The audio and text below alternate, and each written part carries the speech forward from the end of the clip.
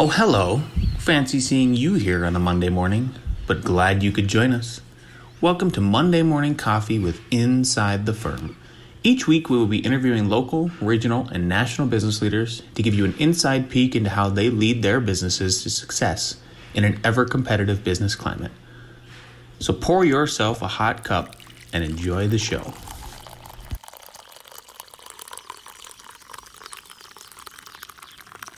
Welcome, everyone, to Monday Morning Coffee with Inside the Firm. I'm your host, Alex Gore. I'm here with Anthony Winston. How's it going, Anthony? It's going pretty well. How are you? Good, good. You're the owner of Winston Engineering. Can you tell our listeners what that is and what you guys do? So Winston Engineering, INC, is a HVAC, electrical, and plumbing, also called MEP, engineering consulting company. And essentially what we do is we provide MEP engineering construction plans for residential and commercial buildings. We get architectural plans and then we overlay our components, and then somebody actually goes and builds it. How did you get into this field and go way back? Like, I don't even, like, in high school, did you ever think that you were going to be an MEP engineer? And then No, not at all.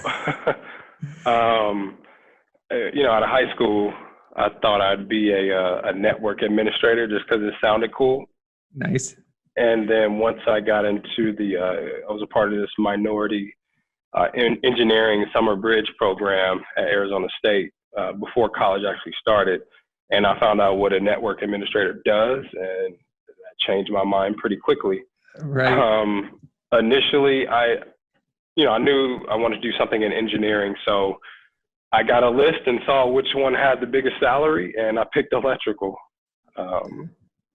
And then I kind of took it from there. And as I got higher up into my engineering coursework, I had a professor who was kind of a mentor. His name was Dr. Karate. And That's an awesome name. Yeah, well, not karate as in I think it was Karady, but I never thought it that way. And he said, you know what, you're a young guy, you should really look into going into power, because a lot of guys are retiring and nobody's going into the field. So that's exactly what I did. My coursework started diverting me to what I thought would be working for a power utility. And lo and behold, I got out of school and I interviewed with the company, and unfortunately, they weren't willing to pay for relocation. I needed to move to Boston, so I ended up working for Raytheon. So I worked in government and missile defense, and did that for a while, and knew I wanted to start my own company. So I eventually got my engineering license, and from there I knew I wanted to go into construction. So I left my company. I was working for General Atomics at the time, and took a pay cut and worked for an electrical contractor. And after a while, seeing how things were done, I decided to start my own company. So I got a couple questions, actually. What school did you go to? I went to Arizona State. Okay. And then where are you now? So now I'm in Marietta, California. Gotcha. My company is actually it's actually a remote company. We don't have a physical office, and we never have. So it's kind of worked out, especially in this time with the whole COVID thing. Yeah. Can you talk about, and maybe you can't, what you worked on in Raytheon, or maybe how was it working for, Raytheon is a huge, huge company. Yeah. What you did there, lessons learned, positive, negative, anything like that? It was an interesting company in that it was really big. I had been accustomed to working for very large companies. Like I interned for Honeywell, and I knew going in that I was just a number, right? In the back of my mind, I always told myself, you need to make sure that you do the best you can and better yourself, because essentially you're going to be just a number, just like everybody else. And so when I got there, honestly, I was bored a lot of the time. When you're a part of a large company like that, sometimes you can fall between the cracks just because there's so much stuff going on. But I was working on missile and radar systems. We built and designed test systems that tested missiles and radars. So, one story, I was in Texas at an Army depot, and I'm sitting there, and I asked the technician, I said, "Hey, what's this?" And I put my hand on it, and he was like, "That's a warhead. Don't touch that." So it was one of those things where, if a spark happened, you could literally blow the place up. So that's the type of environment that I was a part of. So let's dive deeper into you starting your own business. What was that like? What was some of the hardships and what was some of the positive lessons you've learned? In terms of, or let's go back. How did you how did you do it? How did you get customers? Like, what was those startup, what was that like? So the journey to get there, once I had it kind of set in my mind, I wanted to do something. I was driving from Marietta to Corona for about an hour, and then I would take the train to downtown LA. That was my first project for an hour and a half. So, instead of sitting there on my phone on social media, I brought a second laptop and I literally Googled, how do you start a business? And I found a site, I think it was like nolo.com, and it walks you through the steps, and it was fairly easy and fairly inexpensive. And then I got, help design. I got a logo that was an executive from Razor, a scooter company. An executive from Razor was actually on the train with me, and I was pinging, going to work on the different logo options, and they helped me with my logo. But I started posting on Craigslist initially. That's awesome. So did we. That's the same thing. Craigslist was where we found customers. Yeah, and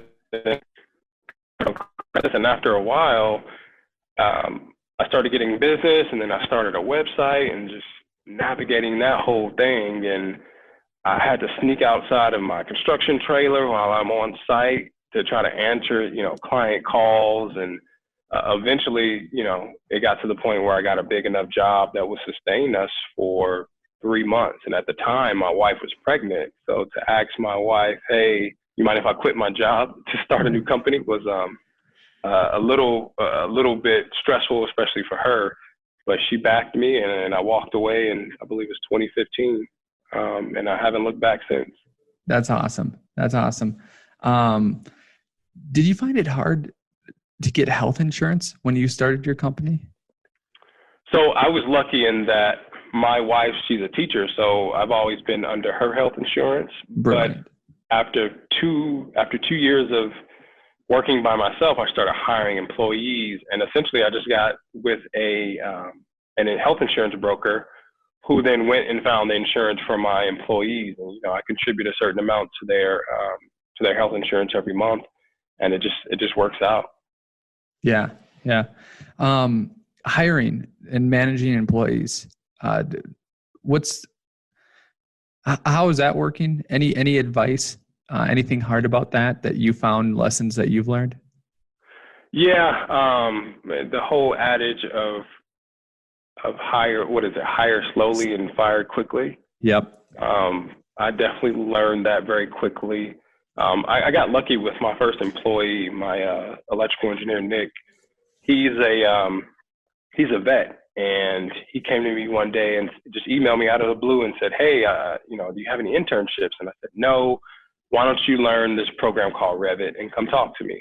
And I honestly thought I would never hear from him, because I get people all the time asking for advice on certain things, and they never follow through. And about a few weeks later, he said, "Hey, I spent this amount of time doing this work, learning this," and I gave him a test, and I said, "Hey, I'll give you an internship, and once you graduate, I'll give you a full-time job." So he's been with me for about 3 years now, and I got really lucky with him. My next hire was a mechanical engineer, and it didn't work out very well. When you have an employee who tells the client what they won't do, that can that can be problematic. So I was able to find a new employee, but you really have to find employees that you really vibe with. You need to meet with them in person, kind of kick the tires, if you will, to see if they're going to fit with what your company is about. Because it's not always just about producing.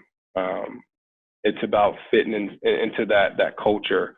And when it comes to my employees, like Simon Sinek's book, Leaders Eat Last, you treat your employee or your company ecosystem like a tribe, right? You're the tribal leader, and you have to look out for your employees, and you make sure you take the brunt of whatever your employees get from any clients or whatever the case may be. So I'm very protective of my employees, and they understand that, and I think they appreciate that.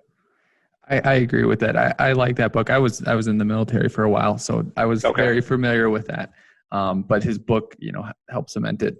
And one thing, like I had probably one of the shittiest computers in the office for 6 months to a year, but I couldn't blame anyone but myself because I could go and get one if I really wanted to. But it was just that mentality. Well,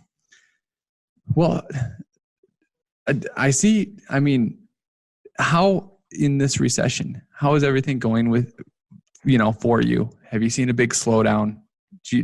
What are your strategies for handling this? It's one of those things where everything is still kind of unraveling right now. Our new phone calls have slowed quite a bit, but luckily we've had some good repeat clients, and we got some existing projects that we're working on. The great thing about being a remote company is that our overhead is just very, very low. So we're not having to be concerned about leases and things like that. But I told my employees, I said, hey, I will not take home money if that means keeping you guys employed. Because just like we just alluded to, it's very hard to find really good employees that fit in with the culture of the company. So I'm really watching the construction trends and seeing how things are affected. This past month, we did okay. And if it continues, I plan financially ahead for things like this. So hopefully we'll be okay, because the last thing you want is to tell your employees that they no longer have a job, especially when it's outside of anybody's control. Yeah. Who bothers you more or makes you more mad, architects or contractors? That's a tough one. It's kind of a mixed bag, right? Because I've had some architects and contractors who were terrible at their job, and I've had some that were amazing. Mm-hmm. It just really depends. I think a lot of it falls onto their clients. Their clients are the ones who can make a project go really smoothly or not. For example, especially when it comes to custom homes, owners have a really firm they just like to change things a lot. And so that's a trickle-down effect. It's given to the architect, then it's given to us. And quite often that makes you have to spend more time on the design, and sending change orders is not something we like to do. And then there's always a lot of pushback. So this message is for all the people who want to go and build buildings, who own buildings. You got to solidify your design with your architect first, because that makes the design for the architect go smoothly, then down to the engineering consultants, and then to the builder, right? So, yeah. I'm going to ask you another question, but I'm going to set up a background for it so I don't hit you blindsided. In architects, especially in a house, it's very, very, very common that you're going to have these changes. Like it's almost like the design process, right? Mm-hmm. And I was mad at my HVAC engineer, but maybe I shouldn't be. Maybe you can give me an unbiased opinion. Okay. Because he said, yeah, to design the HVAC system is going to be this much. I said, okay. And, we did it. He designed it, and we did one change. We move something someplace. And then he goes, okay. It almost like doubled his fees. It was like 50% more of his fees for that. Whoa. And he said, he's like, yeah, you made a change. And in my head, this was actually a couple of years ago, I was like, you didn't expect like one change was going to happen. Like you didn't you didn't factor that into your price. That's like me saying like, you know, a client comes and says they want this, you know, this many things and this arrangement. And, you know, they kind of like this exterior, and then they change the, you know, like, oh, you know, let's change the exterior a little bit. And I'm like, yeah, I'm going to have to charge you for that. Like it just did not make sense to me whatsoever. I was very upset. Is it that in your line or how you work, is it, hey, once we get to design, that's it, we execute, and then, you know, there's no room for changes? Is it, you know, how does that flow work for you? It can be kind of subjective from company to company, because in your instance, if you decided to move a piece of HVAC equipment not very far, no big deal. But if you move it on the, you know, far end of the other side of the building, now you have to worry about refrigerant lines. You got to redo, you know, calculations for ducting, and it can be quite involved depending on how far you move. But to answer your other question, it depends, because in our business, there's always somebody who's going to low bid you. And so you kind of have to give your best price. And sometimes that best price doesn't include any frills, like quite a bit of changes. With us, we work with a lot of small business owners, so I understand, you know, kind of what they're going through. So I try to work with folks. But if, you know, we've had instances where the architect has designed a, you know, nice floor plan, we've completed everything, and something's wrong with the bathroom, or like it wasn't ADA compliant, they have to increase the size or move it. Like that's kind of a big deal. So the goal is to always get a solidified plan with the architect before you move on. And in your case, it sounded like he was price gouging you. Yeah. Well, cool. I just, you know, since we're talking about that, I think you already kind of answered my next question, which would be any suggestions to working for architects working with, you know, your business or people in your line of work. Yeah, just making sure you work really close with the client to get what they want. And I totally understand that once you get into the MEP design or structural design, sometimes things change based on field conditions, but you try to limit that. I once worked on a bunch of convenience stores. I won't name the company, but it's a pretty big company. Yep, 7-Eleven. I won't say yes or no to that. All right. And the architect who hired me, they're like, yeah, we got to get in MEP and architectural to them at the same time. I kept pushing back, like, no, architecture needs to be completed first. And what ultimately happened was that they would come back with a ton of red marks on the architectural plan, which means we had to change, but they weren't willing to pay us more. So I had to let that relationship go, because I couldn't keep working my guys and we aren't getting paid for the work. Yeah. No, that makes complete sense.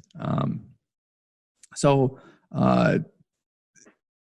everything with COVID, is everyone healthy? Is that all going well? You said you're remote work, so it's actually pretty well for you guys, but